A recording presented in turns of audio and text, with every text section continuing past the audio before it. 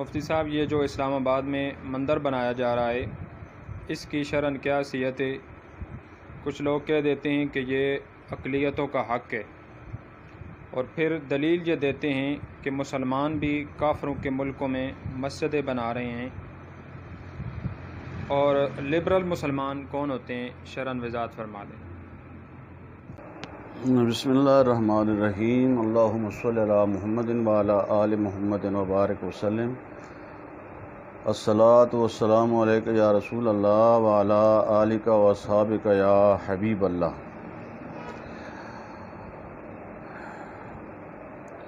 جناب، آج کل سوشل میڈیا پر اور پرنٹ میڈیا پر اور اس طرح جو عام معاشرے میں مندر کی باتیں چل رہی ہیں، تو اس میں دو گروہ بن گئے، بلکہ تین گروہ بن گئے۔ ایک وہ گروہ ہے جو اس کو سراسر اسلام کے خلاف کہتا ہے، اور دوسرا وہ گروہ ہے کہ جو اس کی حمایت کرتا ہے، تیسرا وہ گروہ ہے کہ جو اس میں خاموش ہے۔ تو حضرات، گزارش یہ ہے کہ قرآن کو، شریعت کو اور احادیث مبارکہ کو علماء جو ہیں وہ زیادہ جانتے ہیں، اور اس مسئلے پر زیادہ تحقیق جو ہے وہ علماء رکھتے ہیں۔ اب میں جو اس پر سمجھا ہوں وہ یہ ہے کہ موسیٰ علیہ السلام اپنی قوم بنی اسرائیل کے ساتھ جب سمندر سے پار چڑھے، دریا میں رستہ بنا اور اس سے وہ پار چڑھ گئے، جزیرے میں پہنچے، تو ایک ایسی قوم پر آئے کہ یکفرون علی اصنام لہم، کہ وہ اپنے بتوں کی عبادت کر رہے تھے، بتوں کے پاس بیٹھے ہوئے ان کی عبادت کر رہے تھے۔ تو بنی اسرائیل نے کہا کہ یا موسیٰ اجعل لنا الہا کما لہم آلہہ، اے موسیٰ علیہ السلام، ہمیں بھی اس طرح کے معبود بنا دو جیسا کہ ان کے معبود ہیں، ہمارا بھی کوئی ایسا معبود ہو جیسا کہ ان کے معبود ہیں۔ تو موسیٰ علیہ السلام نے فرمایا، قال انکم قوم تجہلون، تم بڑے جاہل لوگ ہو۔ اور اس کے بعد پھر موسیٰ علیہ السلام نے فرمایا، قال اغیر اللہ ابغیکم الہا، کیا میں تمہارے لیے اللہ کو چھوڑ کر اللہ کا غیر معبود بناؤں؟ وَهُوَ فَضَّلَكُمْ عَلَى الْعَالَمِينَ، اس حال میں کہ اللہ نے تمہیں تمام جہانوں پر فضیلت دی ہے۔ تو اب اس آیت پر غور کیا جائے تو جب اللہ نے اسلام کے ذریعے، ایمان کے ذریعے ہم کو تمام مذاہب پر فضیلت دی ہے، تو فضیلت والا جو مذہب ہے اس کا پیروکار اگر بت کے پجاریوں کے لیے بت خانہ بنائے تو وہ اس قرآن کی نص کے خلاف ہے، ایک۔ اور دوسری بات یہ ہے کہ جیسا کہہ دیا جاتا ہے کہ مسلمان جو ہے وہ کافروں کے ملک میں ان کی زمین پر مسجدیں بناتے ہیں، تو انہیں نہیں روکا جاتا، وہاں کی حکومتیں نہیں روکتی، تو یہاں ہماری حکومت کو یا ہمیں کیا حق پہنچتا ہے کہ ہم مندر بنانے سے یا گردوارہ بنانے سے منع کریں؟ تو یہ سوال جو ہے یہ بالکل احمقانہ ہے اور عامیانہ ہے، اور شریعت محمدی کو نہ سمجھنے کی دلیل ہے۔ قرآن پاک میں اللہ تبارک و تعالی نے فرمایا کہ ان الارض للہ یورثھا من یشاء من عبادہ، کہ بے شک زمین اللہ کے لیے ہے، وارث بناتا ہے اس زمین کا جس کو چاہتا ہے، من عبادہ، اپنے بندوں سے۔ اب اس آیت میں زمین کی ملکیت جو ہے وہ ثابت ہو رہی ہے کہ للہ ہے، زمین کا مالک اللہ ہے اور اس کا وارث جس کو چاہے بنا دے۔ اب اس میں یہ احتمال آ گیا کہ پھر کافرین مشرکین جو ہیں ان کو بھی اپنی اس زمین کا اللہ نے وارث بنایا ہے، لہٰذا ان کی وارثیت ہے۔ تو اس کا جواب اللہ تبارک و تعالی نے سورہ انبیاء میں دوسری آیت میں اس طرح ارشاد فرمایا وَلَقَدْ كَتَبْنَا فِي الزَّبُورِ مِن بَعْدِ الذِّكْرِ أَنَّ الْأَرْضَ يَرِثُهَا عِبَادِيَ الصَّالِحُونَ، فرمایا ہم نے لکھ دیا ہے زبور کتاب میں، لوح محفوظ کتاب میں اور آسمانی ہر کتاب میں نصیحت کے بعد ہم نے یہ لکھ دیا ہے کہ بے شک زمین یارثها عبادی الصالحون، اس کے وارث میرے بندے ہیں۔ کون بندے؟ الصالحون المومنون، یعنی ایمان والے، اور مومنون بندے اس زمین کے وارث ہیں۔ اب اس پر جو دلیل ہے وہ دلیل قرآن پاک کی نصوص میں اور تاریخ اسلامی میں ہے کہ اس زمین پر سب سے پہلے جو انسان آئے وہ حضرت آدم علیہ السلام تھے، اور آدم علیہ السلام جو مذہب لے کے آئے وہ اسلام تھا، اور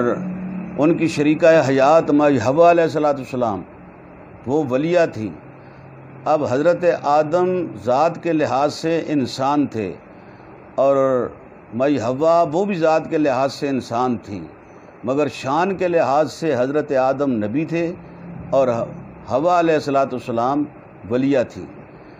تو سب سے پہلے اللہ تبارک و تعالی نے اس زمین پر جن کو وارث کیا ہے تو ان کا مذہب دیکھنا چاہیے۔ تو دو چیزیں یہاں ہمیں مل رہی ہیں قرآن پاک اور تاریخ اسلامی کی روشنی میں کہ زمین کے وارث انبیاء، اولیاء، مومنین ہیں، اور اس زمین پر سب سے پہلا مذہب جو ہے وہ مذہب اسلام ہے۔ اب مذہب اسلام میں جن لوگوں نے بگاڑ پیدا کیا ہے تو اسی سے کفر بنا ہے، اسی سے شرک بنا ہے، اسی سے نافرمانیاں آئی ہیں، اسی سے ظلم آیا ہے، تو یہ ساری چیزیں بعد میں پیدا ہوئی۔ تو سب سے پہلا مذہب جو ہے وہ اسلام ہے۔ تو معلوم ہوا کہ مذہب اسلام کو تمام مذاہب پر فوقیت حاصل ہے، برتری حاصل ہے، اور سب سے پہلا مذہب ہے، اور یہ نبیوں اور ولیوں کا مذہب ہے، مومنین کا مذہب ہے۔ اور پھر اللہ تبارک و تعالی نے فرمایا اس مذہب والے اسلام مذہب والوں کو میں نے اپنی زمین کا وارث بنایا ہے، میں مالک ہوں، انا ارضی واسعۃ، یہ زمین میری ہے وسیع، اور اس کا وارث میں نے اپنے ان مومنین بندوں کو، مسلمانوں کو اور اسلام والوں کو، اسلام کا مذہب رکھنے والوں کو میں نے اس زمین کا وارث کیا ہے۔ تو شرق سے غرب تک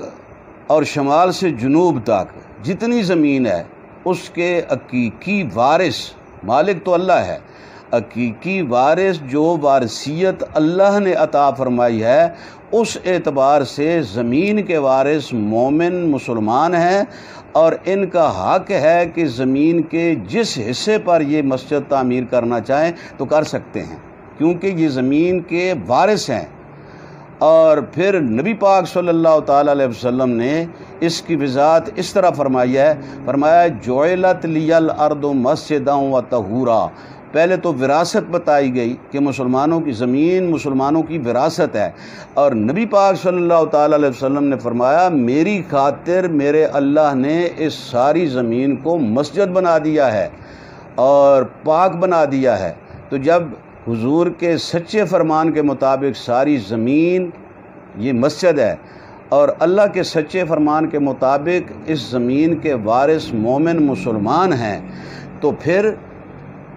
زیادہ حق مومن اور مسلمانوں کا ہے کہ اپنی وارثیت میں، اپنی میراث میں وہ حق تصرف رکھتے ہیں، تصرف کا حق ان کا ہے، اور کافرین کا تصرف کا حق کوئی نہیں ہے، اس لیے کہ وہ باغی ہو گئے، وہ اسلام سے پھسل گئے، اسلام سے نکل گئے، مذہب انہوں نے الگ اختیار کر لیا، مشرک بن گئے، کافر بن گئے۔ تو جب انہوں نے طاقت پکڑی قوت پکڑی تو اللہ تبارک و تعالیٰ نے انبیاء علیہ السلام کو ان کے خلاف جہاد کرنے کا حکم فرمایا اور ان کو قتل کرنے کا حکم فرمایا، زمین کو پاک صاف کرنے کا حکم فرمایا۔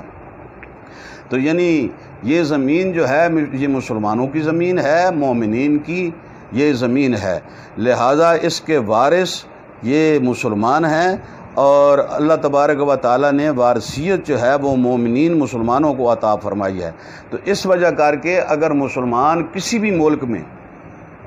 وہ اگر مسجد بنانا چاہیں تو ان کا یہ حق ان کے مذہب نے ان کو دیا ہے، اللہ اور رسول نے ان کو حق ادا دیا ہے۔ اور پھر کسی کی وارثیت میں مندر بنانا کافروں کا، مشرکین کا، یہ ان کی میراث میں تصرف کا اختیار رکھنا ہے، تو کافر کو تصرف کا حق حاصل شرعاً نہیں ہے۔ اور پھر حضور نے جب فرمایا ساری زمین ہی مسجد ہے، تو کسی مسجد میں مندر بنانا یہ تو بالکل اسلام کے خلاف ہے۔ جب حضور نے فرما دیا کہ ساری زمین مسجد ہے، تو پھر اس میں مندر بنانا، اگر کافر لوگ اپنے ملک میں جہاں وہ قابض ہیں، اب زمین پر جو ان کے ملک ہیں وہ ان پر ان کا قبضہ ہے، اس زمین پر ان کا قبضہ ہے، وہ مالک نہیں ہے، نہ ہی وارث ہیں، بلکہ وہ قابض ہیں، تو مسلمانوں اور مومنین کا حق ہے کہ اس قبضے کو ان سے چھڑائیں، بجائے اس کے کہ قبضہ ان سے چھڑائیں۔ اب کشمیر پر ان کا قبضہ ہے، ہندوستان پر ان کا قبضہ ہے، اس کے علاوہ کتنا ان کا قبضہ ہے، وہ قبضہ کرتے جا رہے ہیں اور آئے دن وہ قبضہ کرتے جا رہے ہیں۔ تو اس کے مقابلے میں ہمارے جو مسلمان ہیں وہ ان کو بجائے اس کے کہ وہاں سے قبضہ چھڑائیں، اپنی زمین کا اور اپنی حکومت کی زمین کا قبضہ دیے جا رہے ہیں۔ جب مندر بن جائے اور گردوارہ بن جائے تو پھر ان کا اگلا جو قدم ہے وہ اس کو، یہ کوئی عبادت خانہ نہیں ہوتا، یہ ان کا مورچہ ہوتا ہے، جس مورچے کو استعمال کر کے وہ اسلام کے خلاف، ایمان کے خلاف، قرآن کے خلاف، دین کے خلاف، شریعت کے خلاف وہ اقدام کرتے ہیں۔ جیسا کہ جا بجا انہوں نے اب غیر اسلامی ممالک میں ہو رہا ہے، کہیں نبی پاک صلی اللہ تعالیٰ علیہ وسلم کے خاکے چھاپے جا رہے ہیں، کہیں گستاخیاں کی جا رہی ہیں، کہیں قرآن جلائے جا رہے ہیں، اسلام کے خلاف باتیں ہو رہی ہیں۔ اب مسلمان اپنے ملک میں رہتے ہوئے کیا کر سکتے ہیں؟ تو جب ان کو مسلمان اپنی زمین پر، اپنی ملکیت میں، اپنے ملک میں حق تصرف دے دیں تو اس کے بعد جو نتیجہ نکلے گا اس کا پھر کون ذمہ دار ہوگا؟ اس لیے قرآن پاک کی یہ سراسر خلاف ہے۔ اور پھر یہ جو سوال کیا گیا ہے کہ کچھ لوگ جو ہیں وہ لبرل ہیں، تو یہ لبرل کا کیا مطلب؟ تو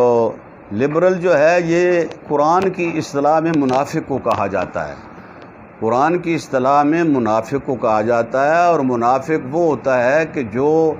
ظاہر اسلام کرتا ہے، اسلام کو ظاہر کرتا ہے، ایمان کو ظاہر کرتا ہے، مگر اندر خانہ وہ کفر کا معاون ہوتا ہے اور چاہتا ہے کہ کفر غالب ہو جائے اسلام پر۔ اور اس کی جو وضاحت ہے اللہ تبارک و تعالیٰ نے قرآن پاک میں سورہ اعراف میں اس طرح فرمائی ہے، فرمایا کہ فریقاً ہدا و فریقاً حق علیہم الضلالہ، فرمایا کہ مسلمانوں میں دو گروہ بن گئے، ایک فریقاً ہدا، ہدایت پر قائم ہو گیا، کیا یعنی قرآن پر، قرآن کے احکامات پر، مصطفیٰ کریم کی حدیث پر، حدیث کے فرمودات پر اور شریعت پر اور فقہ کی جو فتاوی جات ہیں ان پر، یعنی اسلام پر قائم ہو گیا، تو اس کو اللہ تبارک و تعالیٰ فرماتے ہیں فریقاً ہدا، یہ گروہ ہدایت پا گیا۔ اور دوسرا گروہ انہی میں وفریقاً حق علیہم الضلالہ، اور وہ دوسرا گروہ جو ہے وہ گمراہی پر ثابت ہو گیا، گمراہی پر قائم ہو گیا اور اس پر کھڑا ہو گیا۔ کس وجہ سے کھڑا ہو گیا؟ اس کی علامت کیا ہے، نشانی کیا ہے، کس طرح پتہ چلے کہ یہ گمراہی پر ثابت ہو گیا ہے، گمراہی پر کھڑا ہو گیا ہے؟ تو اللہ تبارک و تعالیٰ نے اس کی نشانی یہ بتائی کہ انہم اتخذوا الشیاطین اولیاء من دون اللہ، کہ بے شک انہوں نے بنا لیا ہے شیطانوں کو دوست اللہ کو چھوڑ کر، اللہ کے رسول کو چھوڑ کر، اللہ کے دین کو چھوڑ کر شیطانوں کو دوست بنا دیا ہے۔ اور یہ شیطان کون ہے؟ قرآن پاک میں پہلے پارے میں آیا ہے کہ منافق جو ہے یہ وہ ہوتا ہے کہ وَإِذَا لَقُوا الَّذِينَ آمَنُوا قَالُوا آمَنَّا، کہ جب وہ مسلمانوں کے جلسے میں ہوتا ہے، مومنین کے جلسے میں ہوتا ہے، اور اسلامی اسمبلی میں ہوتا ہے، اسلامی جلسے میں ہوتا ہے، مسلمانوں کے پاس آتا ہے تو اپنا اسلام کا اظہار کرتا ہے، اسلامی باتیں کرتا ہے اور قرآن کی آیتیں پڑھتا ہے، اور اس طرح حدیث پا حضور کے فرمودات اور حضور کے فرمان بیان کر دیتا ہے، سنے سنائے، اور اس طرح وہ باتیں کرتا ہے تاکہ لوگ یہ سمجھیں کہ یہ پکا مسلمان ہے۔ مگر وَإِذَا خَلَوْا إِلَىٰ شَيَاطِینِہِمْ، تو جب وہ شیطانوں کے پاس جاتا ہے، شیطانوں سے مراد یعنی ائمۃ الکفر، جو کفر کے بڑے ہیں، شرک کے بڑے ہیں، گمراہی کے جو بڑے ہیں، ان کو اللہ تبارک و تعالی نے شیطان فرمایا ہے، کیونکہ پوری دنیا میں سب سے جتنی بھی شرارتیں ہوتی ہیں وہ ان سے نکلتی ہیں، اس لیے اللہ تعالیٰ نے ان کو شیطان فرمایا جب ان کے پاس جاتے ہیں تو پھر وہاں جا کے کہتے ہیں انا معاکم، ہم تو تمہارے ساتھ ہیں۔ تو پھر وہ کہتے ہیں کہ اگر ہمارے ساتھ ہو تو پھر مسلمانوں میں تمہارا گزارا کیسا ہوتا ہے؟ ان کے سامنے تو تم کلمہ پڑھتے ہو، نماز پڑھتے ہو اور اسلام ظاہر کرتے ہو۔ تو اس کا وہ جواب دیتے ہیں انما نحن مستہزئون، ہم ایسا کر کے ان کے ساتھ ٹھٹھا کرتے ہیں۔ اللہ تبارک و تعالی نے جواب میں ارشاد فرمایا اللہ یستہزئ بہم ویمدہم فی طغیانہم یعمہون، فرمایا کہ ہم ان کو ٹھٹھے کی سزا دیں گے، ایک دن آئے گا، اللہ فرماتا ہے اللہ ان کو ٹھٹھے کی سزا دے گا، اور اب تک یہ اس سرکشی میں طغیانی میں اپنی زندگی گزاریں، وقت آئے گا ہم پکڑیں گے اور اس ٹھٹھے کی سزا ان کو دیں گے۔ تو یہ ہے وہ دوستی کہ کفار مشرکین کے ساتھ اس طرح کی دوستی۔ اب یہ جو زور دیا جا رہا ہے کہ مندر بنے گا اور بنایا جائے گا، ہماری حکومت ہے، اور پھر حکومت کا پیسہ، عوام کا، مسلمانوں کا پیسہ، سب سے زیادہ مسلمانوں کا پیسہ، اور وہ لگا کر کے مندر بنایا جانا، تو یہ بالکل سراسر قرآن کے، حدیث کے، شریعت کے خلاف ہے۔ اور فرمایا کہ لبرل وہ ہیں کہ جو گمراہی پر پکے ہو گئے، ثابت ہو گئے، اور ان کی ثابت قدمی یہ ہے کہ وہ شیطانوں کو، اللہ کو چھوڑ کر شیطانوں کو اپنا دوست بناتے ہیں۔ اب یہ جو اس مندر کے مطالبے میں جن لوگوں نے جلوس نکالا ہے، تو وہ سب حضرات نے میڈیا پر دیکھا ہے کہ وہ جو اس میں آنے والی عورتیں ہیں یا مرد ہیں، ان کو اسلام کے متعلق پتہ ہی کچھ نہیں۔ ان کو کہا جائے اسلام کے متعلق کوئی بات پوچھی جائے تو ان کو پتہ ہی کچھ نہیں ہے۔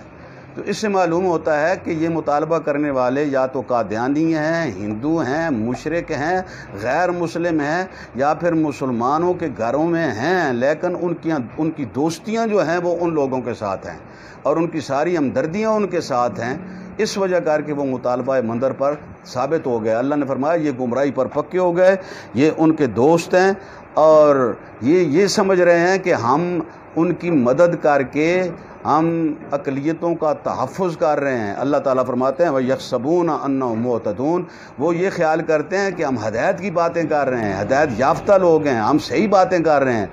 اور انسانی ہمدردی کے تقاضے پورے کر رہے ہیں، اور یہ انسان ہیں، ان کے ساتھ ہمارا ہمدردی کرنا حق بنتا ہے۔ اللہ فرماتا ہے یہ اپنے آپ کو ہدایت والا سمجھتے ہیں مگر ہدایت والے نہیں۔ وَفَرِيقًا حَقَّ عَلَيْهِمُ الضَّلَالَةُ، یہ گمراہی پر پکے ہو گئے ہیں اور گمراہی ان پر پکی ہو گئی ہے۔ اور پھر اس میں جو ایک ہمارے پاکستان میں مذہبی جماعت کے قائد بھی ہیں اور عالم بھی ہیں، انہوں نے اس دن انٹرویو میں صحافیوں نے سوال کیا مندر کے متعلق، تو انہوں نے جواب دیا، وہ مولانا فضل الرحمان صاحب ہیں، انہوں نے جواب دیا کہ جو مفتوحہ علاقے ہیں، فتح بالسیف، تلوار کے زور پر، گولی کے زور پر جو فتح کیے جاتے ہیں، تو ان میں کافروں کا حق نہیں ہوتا کہ وہ مندر بنائیں یا وہ کوئی اپنی عبادت گاہ بنائیں، اور جو بغیر تلوار کے، بغیر لڑائی کے جو ملک حاصل ہو جائے صلح صفائی کے ساتھ، تو اس میں پھر آگے وہ بات گول مول کر گئے ہیں۔ تو اس طرح کی باتیں ایک لیڈر اور ایک عالم اور ایک مذہبی رہنما اس کو زیب نہیں دیتی۔ واضح باتیں کرنا چاہیے تاکہ شریعت کی برتری ہو، قرآن و سنت کی برتری ہو، اور اسلام کی جو اہمیت ہے اور اسلام مذہب کی جو اہمیت ہے اس کو برتری حاصل ہو اور پوری دنیا میں یہ پیغام جائے کہ اگر دنیا میں کوئی مذہب ہے تو وہ صرف اور صرف اسلام مذہب ہے۔ تمام علماء سے اپیل ہے کہ وہ اپنے علم کو ظاہر کرتے ہوئے، یہ ایک موقع ہے کہ اس پر وہ جو خاموش لوگ ہیں ان کو خاموش نہیں رہنا چاہیے۔ اور آپ جانتے ہیں کہ جہاد جو ہے وہ دو طریقے سے ہو سکتا ہے، ایک تو تلوار سے ہوتا ہے تو وہ تو قوت حاکمہ کے پاس ہے،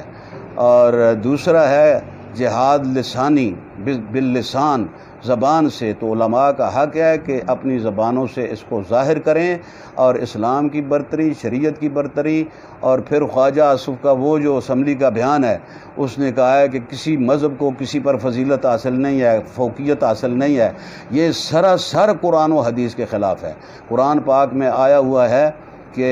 هو الذی ارسل رسولہ بالہدی ودین الحق لیظہرہ علی الدین کلہ، ہم نے رسولوں کو اسی لیے بھیجا ہے ہدایت دے کر کے تاکہ وہ دین حق کو، دین اسلام کو باقی دینوں پر غالب کریں۔ ولو کرہ المشرکون ولو کرہ الکافرون، اگرچہ مشرکوں کو، کافروں کو یہ بات پسند نہ لگے، اس کے باوجود ہم نے رسولوں کو دین اسلام کے غلبے کے لیے بھیجا ہے۔ اور پھر دین اسلام، اللہ تبارک و تعالیٰ فرماتا ہے اس مذہب کے علاوہ دوسرا کوئی مذہب مجھے قبول ہی نہیں۔ فرمایا کہ وَمَن يَبْتَغِ غَيْرَ الْإِسْلَامِ دِينًا فَلَن يُقْبَلَ مِنْهُ، فرمایا اسلام کے علاوہ کوئی مذہب لے کے آیا تو وہ مجھے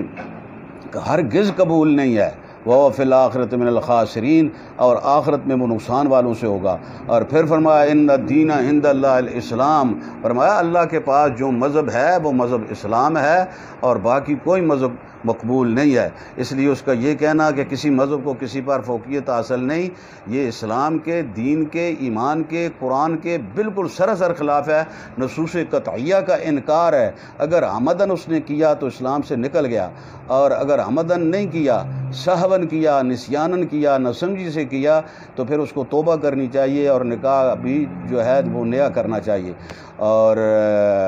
پھر دوسری بات جو اس نے کہی کہ میں نے عید کی نماز جو ہے وہ چرچ میں پڑھی ہے، تو عید کی نماز جو ہوتی ہے وہ جماعت کے ساتھ پڑھی جاتی ہے، انفرادی فردن اکیلے تو کوئی پڑھ نہیں سکتا۔ تو وہاں چرچ میں اگر اس نے جماعت کے ساتھ پڑھی ہے تو وہ جماعت کون تھے، کس جماعت میں پڑھی ہے؟ اگر عیسائیوں کے ساتھ، یہودیوں کے ساتھ پڑھی ہے تو وہ کیسی عید تھی؟ تو یہ مذاق ہے، یہ بالکل مذاق ہے اسلام کے ساتھ کہ میں نے عید کی نماز جا کے چرچ میں پڑھی ہے۔ اور یہی تو اللہ تعالیٰ فرما رہے ہیں کہ جب کافروں سے ملتے ہیں تو وہ جب کہتے ہیں کہ تمہارا اسلام، تم اسلام کی باتیں کرتے ہو، تو کہتے ہیں انما نحن مستہزئون، ہم ان سے ٹھٹھا کرتے ہیں۔ تو یہ آصف صاحب نے چرچ میں جا کے نماز عید پڑھ کے اسلام کے خلاف، اسلام سے ٹھٹھا کیا ہے اور شریعت سے ٹھٹھا کیا ہے، بلکہ مصطفیٰ کریم علیہ الصلوۃ والسلام کے لائے ہوئے دین سے ٹھٹھا کیا ہے۔ اللہ تعالیٰ اس کو سمجھ عطا کرے، ہدایت دے، اور سوچنا چاہیے ان لوگوں کو کہ جو اپنی ووٹیں جو ہیں ان کے کھاتے میں ڈالتے ہیں اور ان کو ووٹ دے کر کے پھر اپنے سروں پر بٹھاتے ہیں، اور جب یہ ووٹ لینے کے لیے آتے ہیں تو اس وقت مسلمانوں کی اکثریت کے پاس آتے ہیں اور ان کی منتیں کرتے ہیں، اور جب ووٹ لے کے کامیاب ہو جاتے ہیں، اسمبلیوں میں جاتے ہیں، حکومت میں جاتے ہیں، تو پھر اقلیتوں کے تحفظ جو ہیں ان کو یاد آ جاتے ہیں، اقلیتوں کا تحفظ شروع کر دیتے ہیں۔ اور اسی طرح پھر جو ختم نبوت پاک کے خلاف انہوں نے قدم کیا، اٹھایا ہے، وہ بھی سارے مسلمانوں نے دیکھا، پوری دنیا نے دیکھا ہے۔ تو اس طرح اگر ووٹ دیتے ہوئے اب سوچنا چاہیے، آئندہ ووٹ دیتے ہوئے سوچنا چاہیے یہ آئیں گے ہمارے پاس، تو اس وقت ہمیں سوچنا چاہیے کہ اگر ووٹ دیا تو دوبارہ اسلام کے خلاف اس طرح کے اقدام کیے، گردوارے اور مندر بنائے، تو پھر گویا کہ پاکستان کو دوبارہ ہندوستان بنانے کی سازش ہو رہی ہے کہ دوبارہ ہندوستان بن جائے، ورنہ اور کوئی بات نہیں ہے۔ اگر مسلمان غلبہ چاہتے تو ہندوستان کو بھی اپنے قبضے میں لا کر کے وہاں بھی اسلام کو رائج کرتے۔ کشمیر انہوں نے چھین لیا اور ابھی تک کہتے ہیں کہ ہم کشمیر کے ساتھ کھڑے ہیں، بس کھڑے ہیں، اور وہ بیچارے وہاں مظلوم اس ظلم کی چکی میں پھنس رہے ہیں۔ اللہ تبارک و تعالی مسلمانوں کو سمجھنے کی توفیق عطا فرمائے۔